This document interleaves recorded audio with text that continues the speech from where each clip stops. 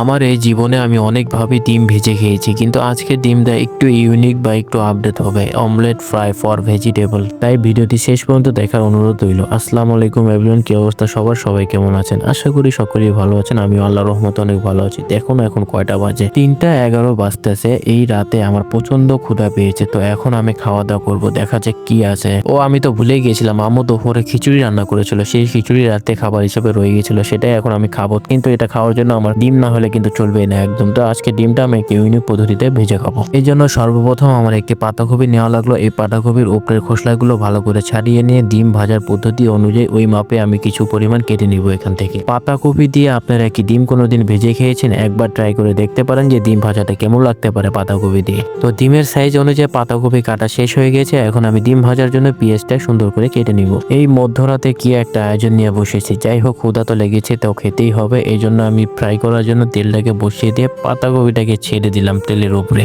পাতাকপিটা কাটতে হবে ডিমের মাপ অনুযায়ী, কারণ পাতাকপি বড় হয়ে গেলে আবার ডিমটা ছোট হয়ে যাবে। যাই হোক, ডিমের মাপ অনুযায়ী কেটে নেওয়ার পরে ডিমটাকে ছেড়ে দিলাম পাতাকপির উপরে। আর তখন যে কুচি করে পেঁয়াজগুলো কেটে রেখেছিলাম সেটা দেওয়ার পরে উপরে দিয়ে কিছু লবণ ছিটিয়ে দিলাম। দেখতে অনেকটা লোভনীয় লাগছে, জানি না খেতে কিরকম লাগে। প্রথমবার খাবো, এর আগে কোনোদিন বানাইনি, এই প্রথমবার বানাচ্ছি। যাই হোক, ডিম ভাজাটা শেষ হয়ে গেছে, এখন খিচুড়িটা গরম দিয়ে নেব। এই খিচুড়িগুলো দুপুরে রান্না করা হয়েছিল। তাহলে ভাবুন একবার যে এই খিচুড়িগুলো কি এখনো গরম রয়েছে। তো গরম ছাড়া কিন্তু খিচুড়ি খেতে একদম ভালো লাগে না, এই জন্য এটাকে আমি গরম করে নিচ্ছি। খিচুড়িতে খাওয়ার জন্য শুধু ডিমই না, সাথে কিন্তু আলু ভর্তা এবং ধনিয়া পাতা ভর্তাও রয়েছে। আর এই মাছ জাতের খাওয়াটা কিন্তু জব্বর হবে গাইস, দেখতে থাকুন যে আমি কিভাবে খাই। এখন গরম গরম খিচুড়িগুলোকে প্লেটে বেড়ে নিচ্ছি খাওয়ার জন্য। গরম গরম খিচুড়ি প্লেটে বাড়ার পরে এখন নিয়ে নিলাম বাঁধাকপি দিয়ে ডিম ভাজা, সাথে আরো নিয়ে নিলাম ধনিয়া পাতা ভর্তা আর আলু ভর্তা। আলু ভর্তা কিন্তু আমার অনেক ফেভারিট একটি ভর্তা। খিচুড়ি বরাবরের মতো খেতে আমার ভালো লাগে, কিন্তু আমার মোস্ট অফ দ্য খাবার হচ্ছে বিরিয়ানি। বিরিয়ানি আমার অনেক পছন্দের একটি খাবার। তো এখন আমি ইউনিক ডিম ভাজা থেকে কিছু পরিমাণ ডিম ছিঁড়ে নিচ্ছি খিচুড়িতে খাওয়ার জন্য। দেখতে দেখুন কতটা লোভনীয় লাগছে, না জানি খেতে কিরকম হবে।